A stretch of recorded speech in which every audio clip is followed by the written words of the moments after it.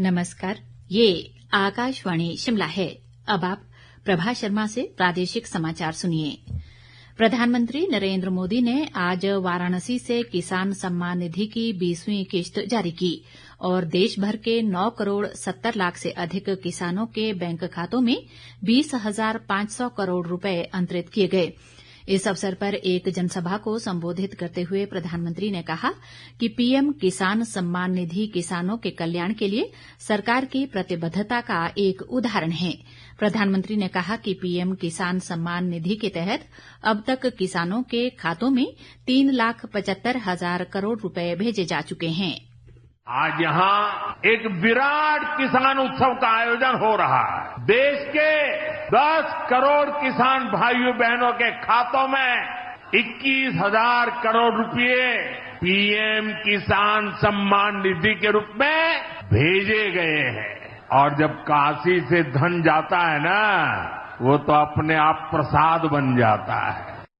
नरेंद्र मोदी ने कहा कि सरकार ने किसानों के लिए छोटे जिलों पर ध्यान केंद्रित करने के उद्देश्य से एक नई पीएम धन धान्य योजना भी शुरू की है। इस योजना के तहत 24,000 करोड़ रुपए खर्च किए जाएंगे। प्रधानमंत्री ने सभी से वोकल फॉर लोकल को प्राथमिकता देने की अपील की और कहा कि वे त्योहारों के मौसम में स्थानीय उत्पादों को ही प्राथमिकता दें। जो चीज भारत के लोगों के कौशल्य से बनी है, भारत के लोगों के पसीने से बनी है, हमारे लिए वह स्वदेशी है। हमें वोकल फॉर लोकल मंत्र को अपनाना होगा। हम संकल्प लें कि हम मेक इन इंडिया प्रोडक्ट्स को ही बढ़ावा देंगे। हमारे घर में जो भी नया सामान आएगा वो स्वदेशी ही होगा।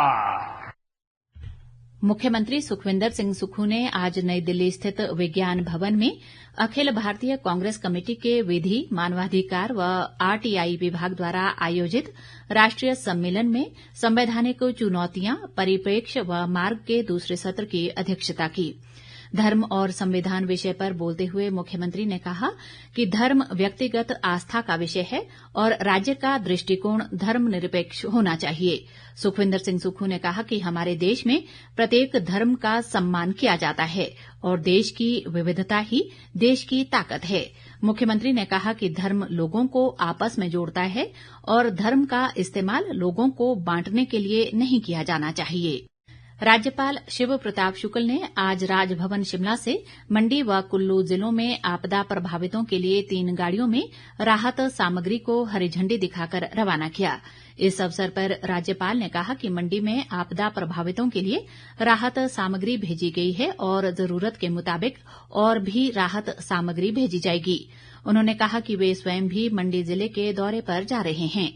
प्रधानमंत्री नरेंद्र मोदी से हुई मुलाकात को लेकर राज्यपाल ने कहा कि प्रधानमंत्री हिमाचल प्रदेश की आपदा को लेकर चिंतित हैं। इसके पहले भी 3 गाड़ियां यहां से राजभवन से रेडक्रॉस के द्वारा भेजी गई थी। अब 3 पुनः भेजी गई है, जिसमें 1 कुल्लू भी जाएगी और 2 मंडी के लिए रहेगी। 300-400 परिवारों के लिए एक गाड़ियों में हम भर करके भेज रहे हैं। तो ऐसे उप मुख्यमंत्री मुकेश अग्निहोत्री ने कहा है कि प्रदेश सरकार सहकारी समितियों को डिजिटल और पारदर्शी प्रणाली से जोड़ने के लिए तीव्र गति से कार्य कर रही है। उन्होंने कहा कि प्रदेश में 1,789 प्राथमिक कृषि सेवा सहकारी समितियों के कम्प्यूटरीकरण के लिए 53 करोड़ रुपए का बजट स्वीकृत किया गया है। प्रदेश में डिजिटल अरेस्ट फ्रॉड के मामलों में बढ़ोतरी हो रही है। साइबर क्राइम पुलिस के मुताबिक प्रदेश में वर्ष 2024-25 में अब तक डिजिटल अरेस्ट के 12 मामले दर्ज हुए हैं। इसी के साथ ये समाचार बुलेटिन समाप्त हुआ। हमारा अगला बुलेटिन आप सुन सकते हैं शाम 7:45 पर। नमस्कार।